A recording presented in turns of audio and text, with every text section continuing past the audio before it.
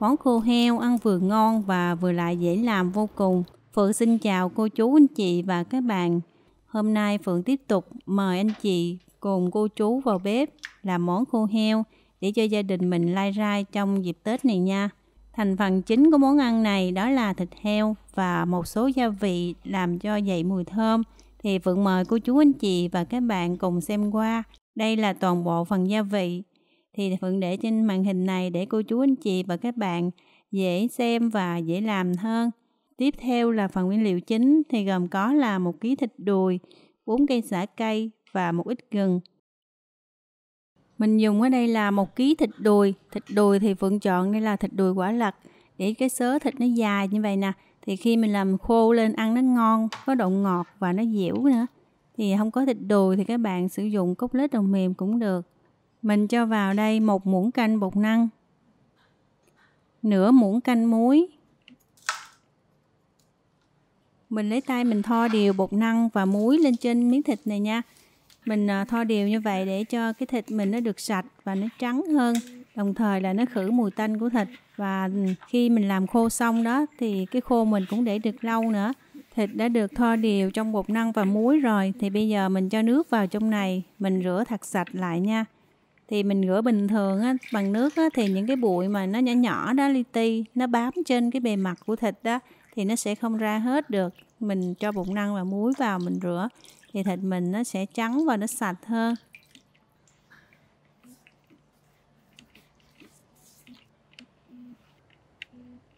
Thì với cái cách làm khô heo chả bò cũng như là khô bò hoặc là chà bông thì các bạn nên lóc cái phần mỡ đi. Mình chỉ sử dụng cái phần thịt nạc thôi.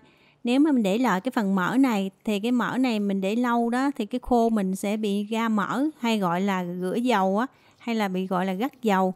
Nó sẽ bị nhanh hư. Thì các bạn nên lóc cái phần mỡ này đi để khô mình để được lâu hư hơn nè. Sau khi lóc mỡ xong thì mình đi luộc thịt. Thì Phượng cho vào trong này là 1 lít nước. Rồi mình cho vài miếng gừng nữa để cho nó thơm nha. Rồi đậy lại để cho nước hơi ấm ấm nè. Sau khi mình thấy nước lên tim nhẹ nhẹ như vậy thì mình cho thịt vào mình luộc. Thì mình luộc ở nước ấm hoặc là nước lạnh cũng được nữa các bạn nha. Thì mình luộc ở nước ấm này để cho thịt nó chín từ từ. Thì thịt nó được chín đều hơn. Các bạn đừng cho thịt vào luộc khi nước đang sôi nha. Nước sôi thì mình luộc thịt nó sẽ chín bên ngoài mà bên trong nó chưa có chín. Rồi trong lúc luộc thì mình chở thịt đều. Lâu lâu mình chở một lần. Và mình luộc khoảng 3 phút tính từ khi nước sôi lên. Luộc với lửa trung bình thôi nha. Khi mình luộc và mình đè cái thịt xuống mình thấy hơi cứng cứng mà nó dẻo dẻo là mình tắt bếp được rồi. Rồi mình ủ thịt các bạn nha. Mình đậy nắp lại mình ủ khoảng 15 phút. Sau khi mình ủ khoảng 15 phút rồi thì mình vớt thịt này ra. Và khi các bạn ủ 15 phút như vậy thì thịt nó sẽ chín từ từ. Thì mình luộc ở đây theo cái dạng là mình luộc cho cái thịt nó chín tái. Thì khi mình làm khô á, khô mình ăn mới dẻo ngon. Còn các bạn mà luộc cho nó chín luôn á thì cái khô lát nữa làm lên ăn nó cứng lắm. Còn để sống thì cái thịt nó dai nhưng bên ngoài nó lại không có giòn. Khi mình luộc xong mình bóp miếng thịt mình thấy bên ngoài nó cứng mà bên trong nó vẫn dẻo nha. Nó vẫn dẻo mềm. Và cái xớ thì mình cắt theo xớ dài. Bên này cũng xớ dài nhưng mà cái dài bên mặt ngoài này sẽ ngon hơn nè. Nó sẽ có cái độ dai ngon hơn.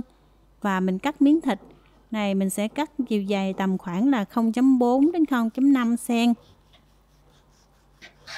Thì các bạn cũng không cần canh cũng được. Mình cắt làm sao mà cho dễ cắt nhất là được. Đó các bạn thấy không nè. Bên ngoài thì nó chín mà bên trong nó chín tái nha. Nó kiểu giống như là mình chín khoảng là 70 đến 90% thôi. Như vậy thì lát nữa làm khô ăn bên ngoài nó giòn nhẹ mà bên trong nó dẻo mềm ngon lắm. Thịt cắt xong rồi thì bây giờ mình đi dằn thịt nè.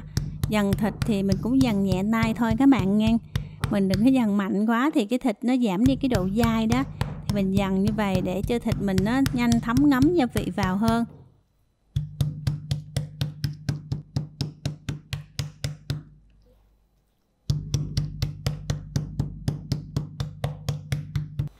Tiếp theo là Phượng sử dụng 4 cây sả. Mình chọn cây sả nó có màu xanh đậm và tím tím như vậy nè.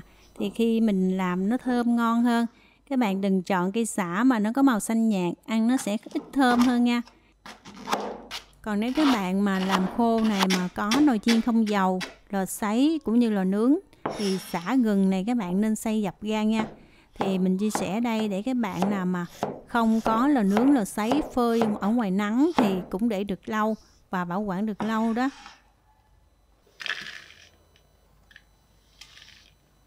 Và tiếp tục là mình cho đường nha. Đường thì Phượng dùng đây là 5 muỗng canh đường. Đường Phượng dùng đường nâu, nó có màu nâu đó để cho nó ra cái màu nâu nó đẹp. Khô heo này thì Phượng làm theo cái cách là khô heo giả bò.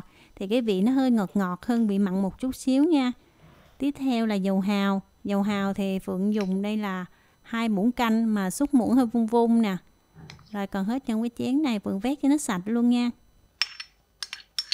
Tiếp tục là mình dùng hạt nêm. Hạt nêm thì mình xúc đây là 1 muỗng vung nè. Và thêm 1/3 muỗng canh. Và đây là 1 muỗng canh ớt. Ớt này khi nào mình ướp qua đêm thì mình khoan hãy cho vào các bạn nha. Và tiếp tục là ngũ vị hương. Phượng dùng đây khoảng nửa muỗng canh nha. Nửa muỗng cà phê bột nghệ. Cho bột nghệ vào để nó dậy lên cái mùi thơm của bò. Và nửa muỗng cà phê tiêu. Cho tiêu vào để cho nó thơm và nó có vị cay nhẹ. Và một ít màu gạch tôm nha. Các bạn làm ăn ở nhà thì không cần cho màu gạch tôm vào đâu. Còn nếu mà làm bán thì người ta sẽ sử dụng màu gạch tôm và một ít màu nâu nữa. Để cho nó có cái màu nâu nâu đỏ đỏ sau khi thành phẩm làm xong đó. Gia vị Phượng đã trộn đều lên rồi. Thì bây giờ Phượng cho thịt vào trong này Phượng ướp nha. Mình cho hết thịt vào trong này luôn rồi mình trộn đều lên. Và mình cũng trộn nhẹ tay thôi các bạn nha. Vì cái thịt này lúc này nó cũng đã chín tái rồi. Chín tầm khoảng là 80-90% rồi. Thì mình sẽ trộn nhẹ tay. Mình trộn đều xong rồi thì mình sẽ ướp ở đây tầm khoảng 1 tiếng. Thịt nãy giờ Phượng ướp đã được 1 tiếng rồi nè. Và để ngon hơn thì các bạn nên ướp qua đêm. Ướp qua đêm thì mình nên cho vào trong ngăn mát tủ lạnh mình ướp nha. Và lưu ý là khi mình ướp qua đêm thì cái phần ớt khô đó mình đừng có cho vào.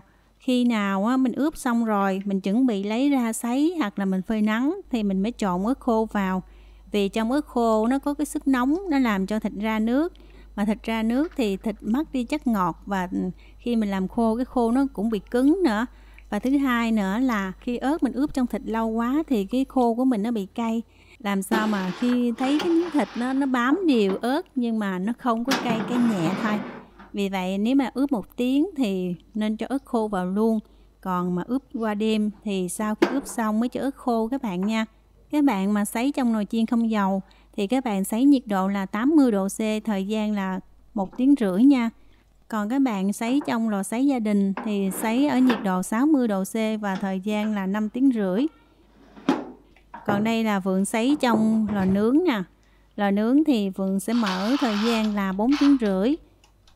Và Phượng mở chế độ là 2 lửa có quạt nè. Nhiệt độ là 100 độ C. Còn đối với các bạn mà không có lò nướng, lò sấy cũng như là nồi chiên không dầu thì các bạn mang cái thịt đã ướp, các bạn xào trên chảo cho nó ráo cái gia vị đi. Mình xào tầm khoảng 30 phút để cho cái gia vị này nó ráo lại trên cái bề mặt của thịt rồi mình mới đem qua phơi nắng nha. Trong lúc mình sấy trong lò nướng cũng như là nồi chiên không dầu thì các bạn cũng lâu lâu các bạn kiểm tra nha.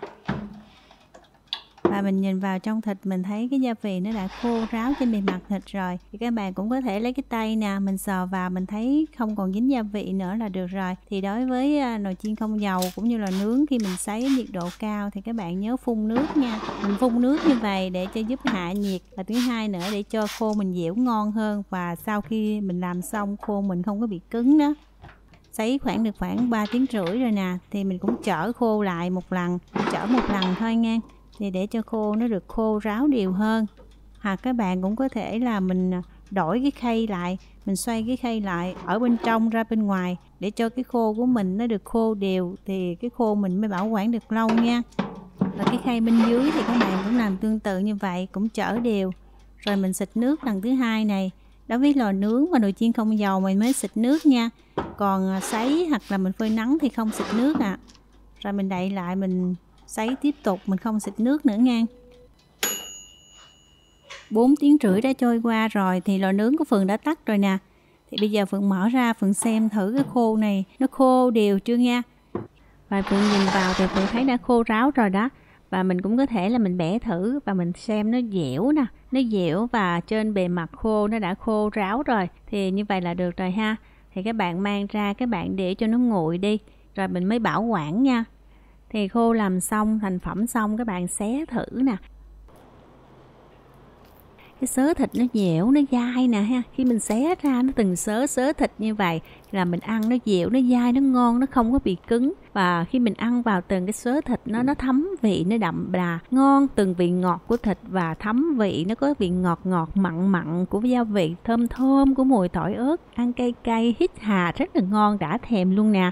Cái món ăn này thì mình làm cho ngày Tết, cho anh xã nhà lai rai nhâm nhi thì thật là tuyệt vời luôn nè. Mình có thể là trộn với gỏi xồi, gỏi đu đủ nữa. Thì khô mình sau khi làm xong như vậy rồi mình để nguội hoàn toàn nha. Vừa nguội xong thì mình cho vào túi ni lông hoặc là keo lọ rồi mình đậy kín nắp lại.